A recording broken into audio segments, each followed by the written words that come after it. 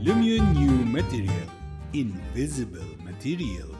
Our next new material is invisible material. This is very useful if we want to hide elements in our scene based on their materials.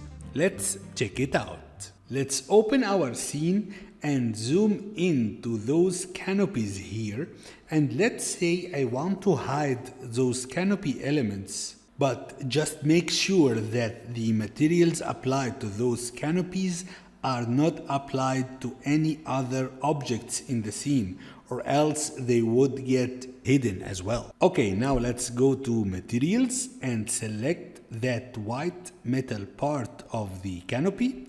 Go to new materials, then invisible. And now our object is invisible. It will not show in the scene or in render time, and it doesn't have shadows left in our scene. Let's save changes and repeat that with the rest of the canopy. Select it, go to new and invisible. And now our canopy is hidden in our scene with no casted shadows. Let's save changes, and there we have our scene clear of canopies. If we want our canopies back, now they are invisible, but they are also selectable in the viewport.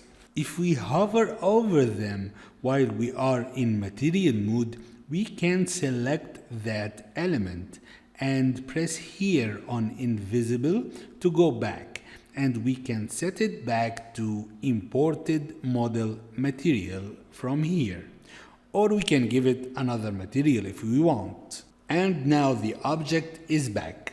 Let's repeat those steps with the rest of the canopy, and now the whole canopy is back. And that's how we can hide or unhide elements using invisible new material.